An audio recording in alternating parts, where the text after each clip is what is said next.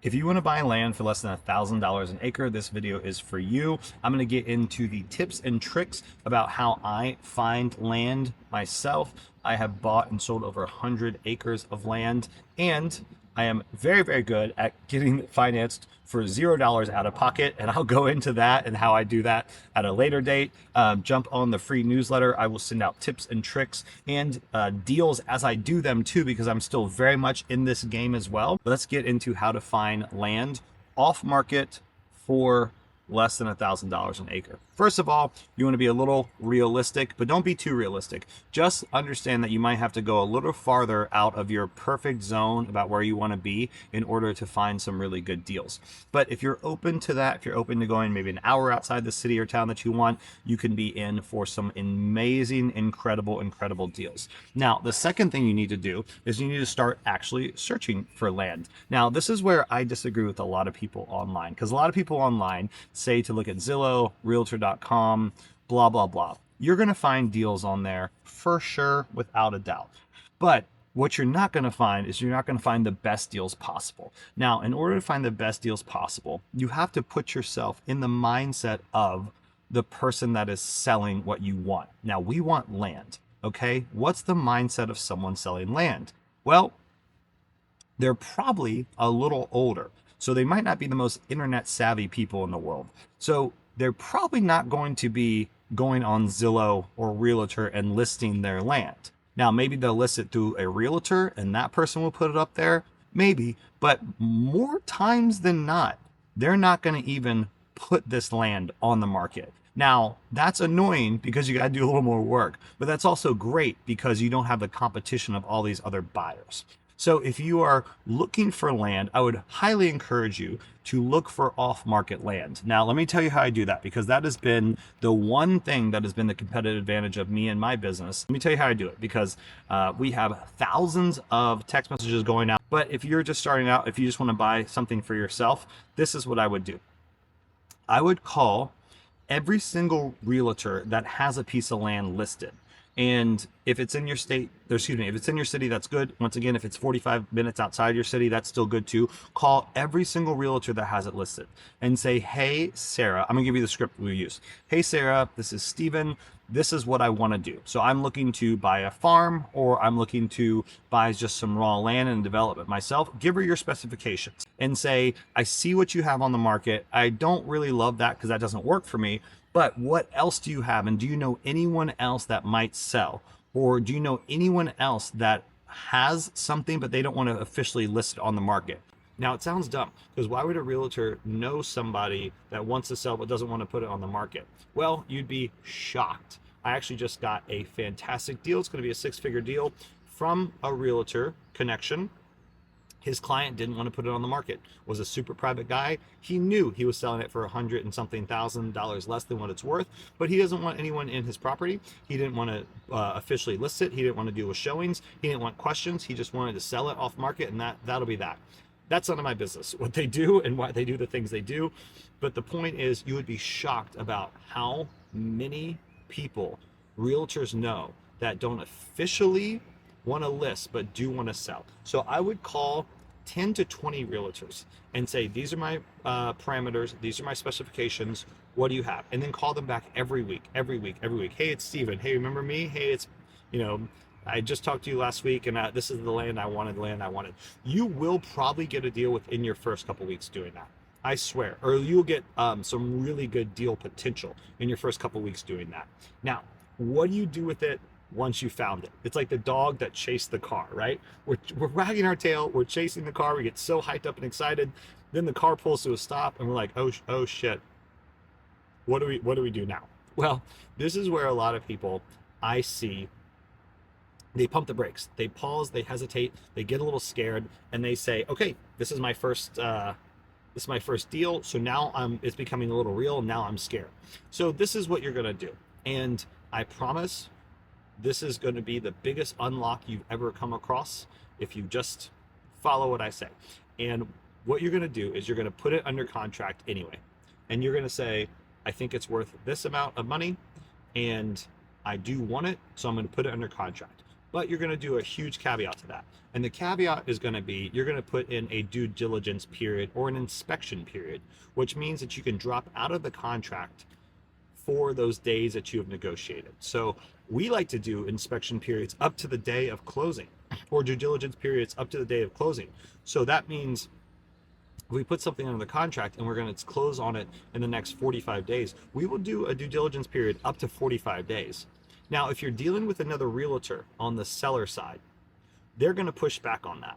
But normally sellers won't push back on that because what do they care, right? They weren't going to sell, but you approached them to sell, you offered them good terms, and they said yes. So what do they care if you take a little longer inspecting it? Obviously, it's going to be a negotiation, and everyone is different, so you might get some pushback. But 9 times out of 10, you're going to get a way longer due diligence and inspection period when you go off market, which is why we're trying to go off market in the first place. Okay, so you have your due diligence period. Let's say they give you 30 days. Now, this is where the work starts. This is where you start doing your homework. This is where you get everyone involved and you ask everyone about this, and you basically go shout it from the rooftops that you have a land deal and you need help, especially if you're a beginner.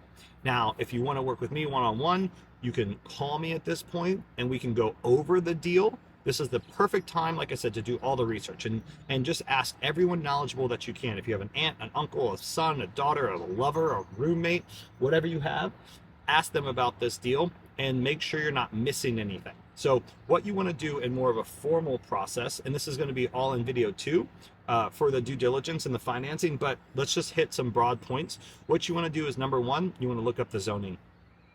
Like I said, if you have a realtor helping you with this, that's no problem. They can help you do that. But look up the zoning and call the county. You should be very, very nice to your county people and your city people, because they are going to either make your life a living hell. Been there, done that. Almost got arrested one time because I was going into the county's office so much because they wouldn't give me the answers I wanted. That was a little my younger day. I've learned. Now we're chill. Now we're happy. We send flowers. We send gifts.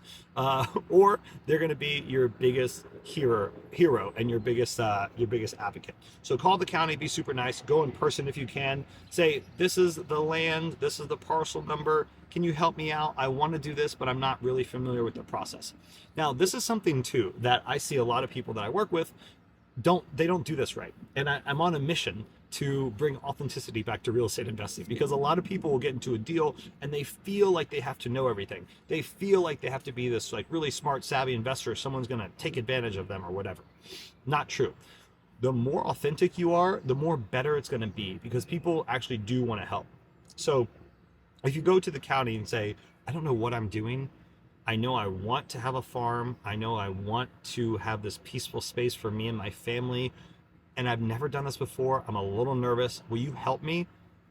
9 times out of 10, they're going to help the shit out of you, because it's sweet and it's authentic, and people are in these jobs for a reason. They like to be in these jobs. They like to help. So allow them to help you and say, this is where I'm at and this is where I want to go.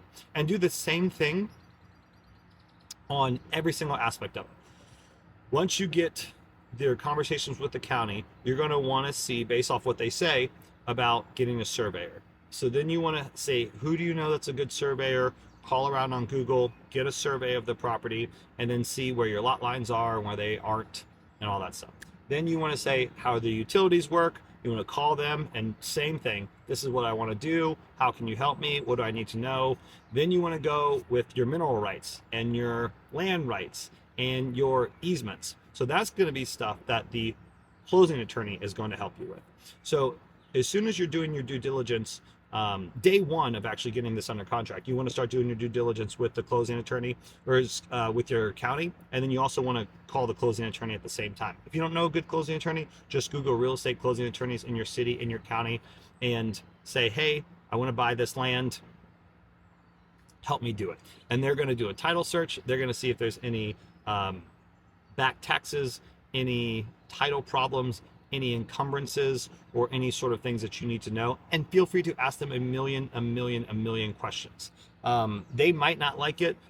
They just try to slam files through, and they get paid by closing, so they just want to close as fast as possible. But it doesn't matter if they like it or not, because this is your world, this is your deal, and this is your personal financial situation and your family's potential generational wealth. So take your time with it and treat it as respectfully as It is, because it's a big deal.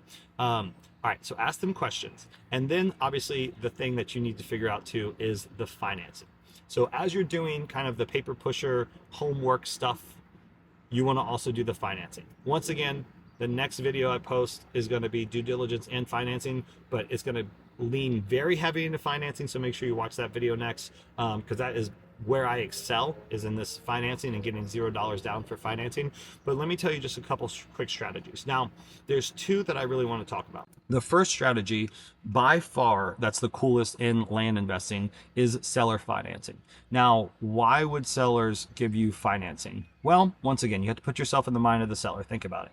If a seller has had, or if a landowner has had this land for many years, they're probably just paying taxes on it. So they're probably losing money every year on this land. So if you come to them and offer them a couple $100 a month, they're going to be ecstatic because they're finally going to be able to make some money off their land. So a lot more people in land, a lot more owners in land investing are going to be able to give you seller financing terms, whereas in residential houses, that it's hardly never happens because a lot of people have mortgages. But on land, it's usually owned free and clear, so you're totally good. So ask for seller financing. I'll get into another video, of course, about how to do that and the best terms to do it and some of the tricks of the trade on there. So that's number one.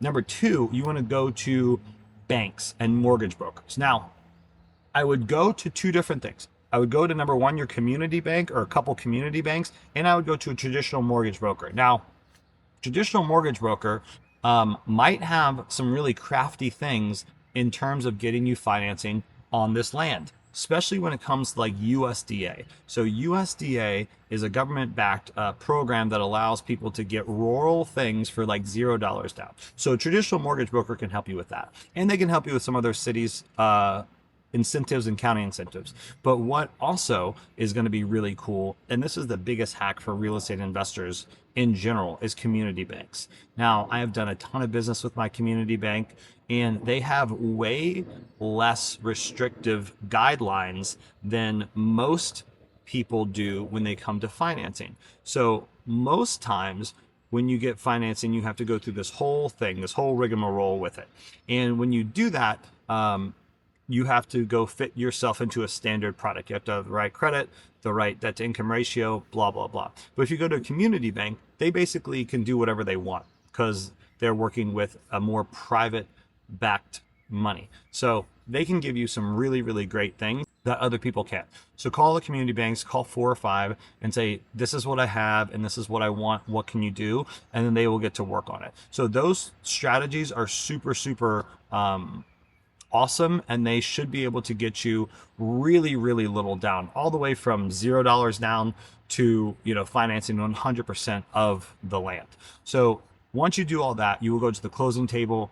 You will show up in person if you want to. I like showing up in person. Gives me a chance to ask more questions, gives me a chance to talk to some of the people that are on my team, and that's that. You own the land. Then you get to go celebrate. And then the hard part comes in, which is actually figuring out what to do with it and getting it all fixed up and get your vision. But the most important thing after you buy it is tax optimization, which is going to be another video that I'm posting too. So watch these next videos, jump on the free email list, and good